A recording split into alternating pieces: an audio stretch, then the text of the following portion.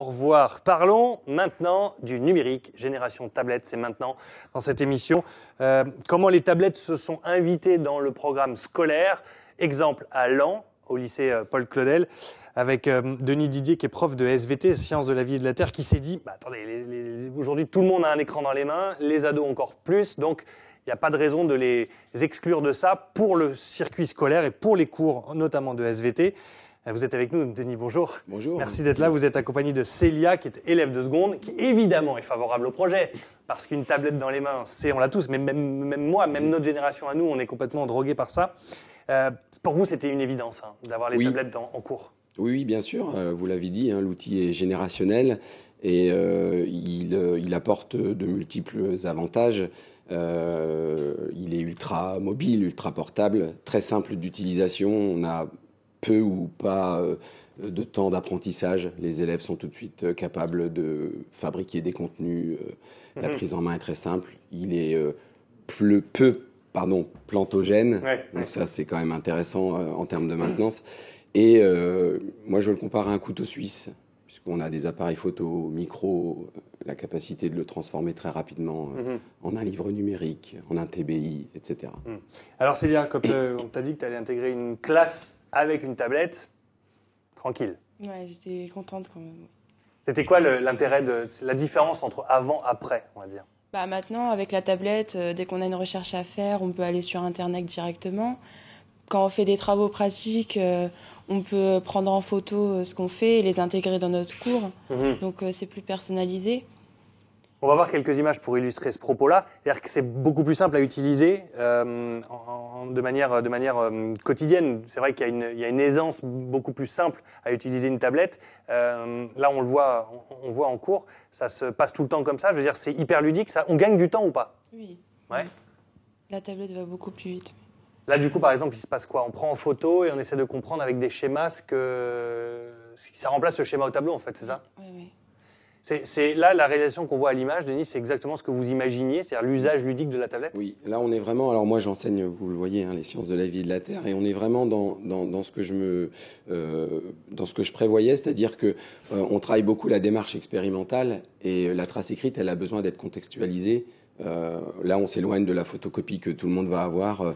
Chaque élève va prendre un cheminement particulier dans sa réflexion. Il va mettre des postulats, il va faire différentes expériences et il va pouvoir justement se faire sa propre trace écrite qui sera vraiment le reflet de ce qu'il aura fait en classe.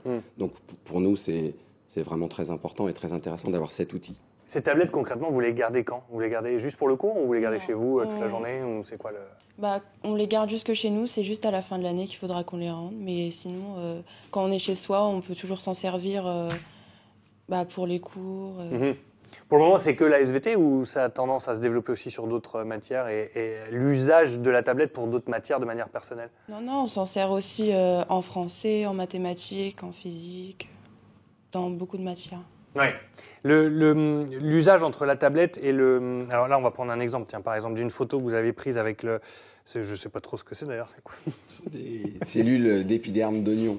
Voilà. En fait, l'intérêt, c'est que là, vous avez pris une photo d'un résultat de microscope et en fait, l'intérêt, c'est que vous notez, où les élèves notent un peu ce qu'ils voient.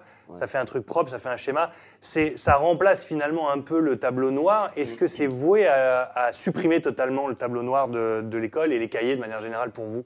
Alors, à supprimer, je ne sais pas, ça reste un objet séculaire, le tableau. C'est quelque chose qui est un fondement. Mais là, l'exemple est, je pense, pertinent, puisque un élève fait une bonne préparation, obtient une bonne qualité d'image, et on veut mutualiser. Donc, il a juste à prendre sa tablette, prendre une photo, et quelques secondes après, il peut l'envoyer au tableau, puisqu'on a un système de recopie vidéo sans fil. Et on peut ensuite, alors là, on voit par exemple... on peut ensuite en parler avec la classe et montrer de façon collective tout ce que l'on peut tirer d'une image. Pour terminer, Célia, est-ce que le fait d'utiliser cette tablette, ça donne encore plus envie d'aller à ces cours-là, par exemple, qu'avant, par exemple?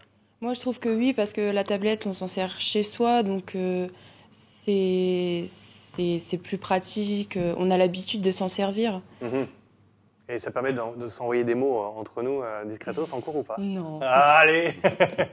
Merci beaucoup, merci. C'est quelques questions avec Anne-Sophie qui nous regarde et qui elle aussi a sa tablette et qui elle aussi est hyper branchée numérique.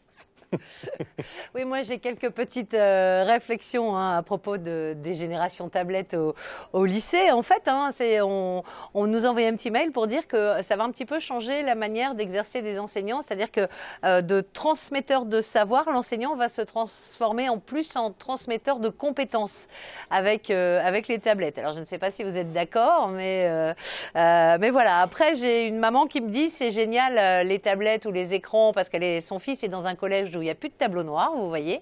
Et en fait, elle me dit le regard de mon fils a changé sur son bahut de ce fait-là. Pour lui, l'école est redevenue intéressante et très moderne. Donc, c'est vrai qu'il faut s'y mettre. Et j'ai une petite anecdote qui va vous faire sourire pour terminer. Anecdote véridique d'un directeur d'université catholique de Lille, voilà, pour ne pas le citer, qui lors d'un cours faisait comme ça en université, citait des références. Et à un moment, un de ses élèves lui dit non, vous êtes trompé, j'ai vérifié sur Internet, c'est pas les bonnes données. Et il me dit voilà, c'est aussi le risque, c'est qu'aujourd'hui, on peut avoir un élève qui en plein cours nous dit non, c'est pas bon, j'ai regardé sur Internet. Voilà. C'est ça le numérique, merci beaucoup.